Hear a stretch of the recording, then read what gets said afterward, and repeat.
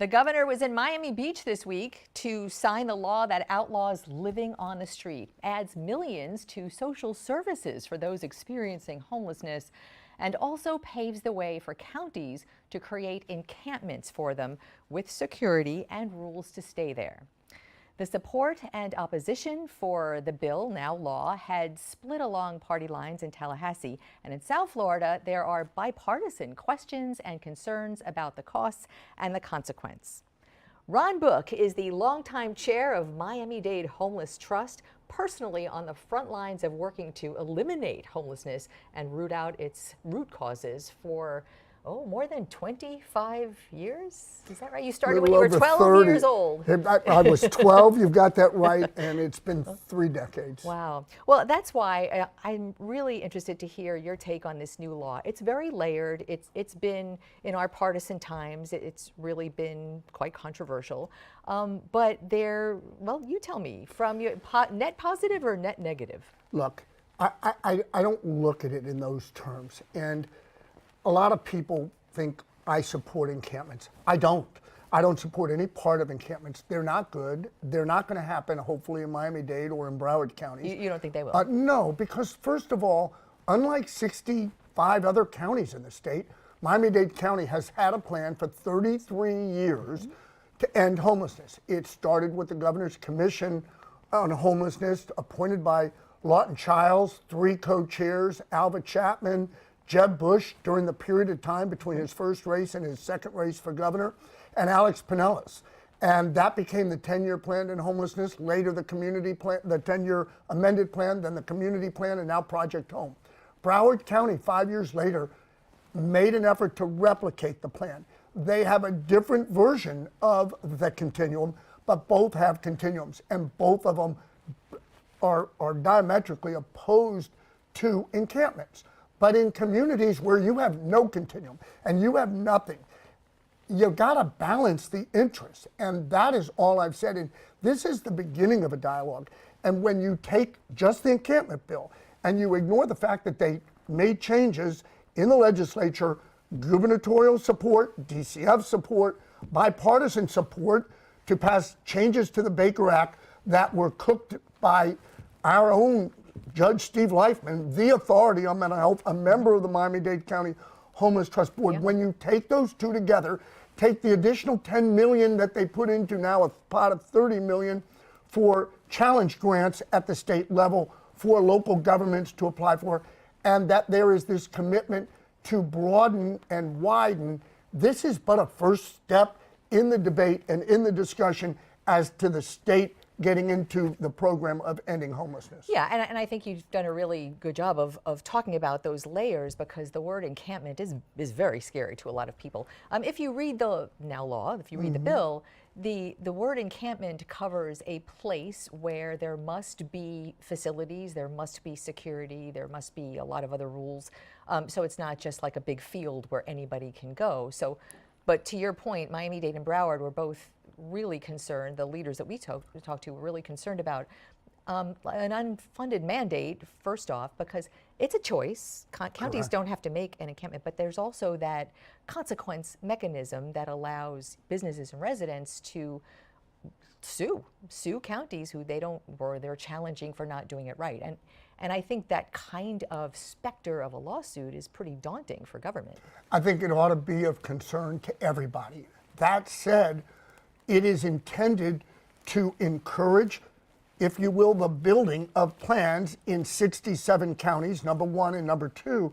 I think you have to look at the fact that our continuum continues to not only have shelters, but we are building on our inventory of permanent supportive housing with tremendous support by the Miami-Dade County Board of County Commissioners and Mayor Levine Cava. Our effort to create, if you will, using adaptive reuse, acquiring properties and converting them and renovating them into creating permanent supportive housing that the trust will own, the trust will control the units, thus controlling the pricing. That's the way you end homelessness, and it is the only way we will ultimately end homelessness. We have gone from a little over 8,000 unsheltered 33 years ago to now 1,032 unsheltered. We've had a 90% reduction of unsheltered homelessness in our community. We've built a legitimate continuum, and unlike places like San Francisco and Los Angeles, which were similarly situated to us 30 years ago, they got 79,000 unsheltered in LA, where Alberto Carvalho is. He invited me out there 4 months ago. I went to see how bad it was, how bad it is. They're building units of housing for formerly homeless people at the cost of $841,000 a unit. That's not happening here. It's not happening in Miami-Dade, and it's not happening in Broward County that way. So Homeless Trust, the mission is to end homelessness. I was reading the legislative summary. There's more than 30,000 homeless in the state. Correct. People here experiencing homelessness, you just put the number at about 1,000.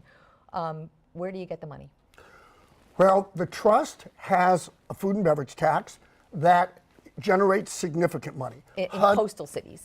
Well, it tourist is cities. that is it is levied in 32 of our 35 cities, and I include UMSA in that because the county operates as a municipality. Unincorporated for municipal people who don't know what service UMSA is. Unincorporated municipal service area of the county where they provide municipal services to those residents. Miami Beach, Surfside, and Bal Harbor were left out. I lobbied it. I handled it 32 years ago when we passed it. Left out or opted out? We exempted them because at the time they were levying some other tourist-related taxes. They didn't want to be at a potential competitive disadvantage to Broward or to, if you will, the ears in Orange County and Orlando. But we told them then that if we ever ran short of money, we were coming back. We went back to the legislature last year. They not only removed the exemption, but they've required us to put a referendum on the ballot in Miami Beach, Surfside, and Bal Harbor, which will happen in November of 24. Miami Beach and Bal Harbor have already, with their leadership, put the issue on the ballot for their citizens to vote on. This tax is not levied in hotels. It's not levied in the tourism-driven areas, but it is in our restaurants, those that gross $400,000 or more and have a liquor license. Here's what I can tell you. It is time to level the playing field so that all 35 of our municipal areas, the restaurants that qualify, are charging it.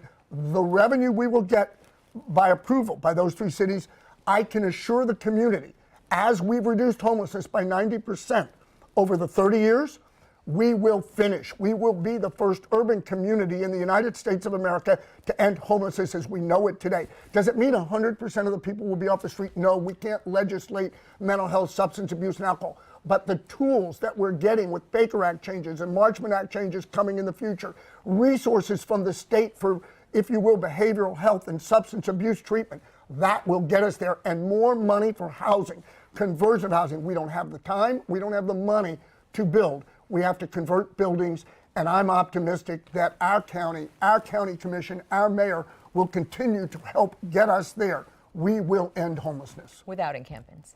Without encampments. Ron We Book. don't need them, and we don't want them. Ron Book, great to have you. Thank you. Homeless Trust and so many other things. Appreciate your time. Thank you.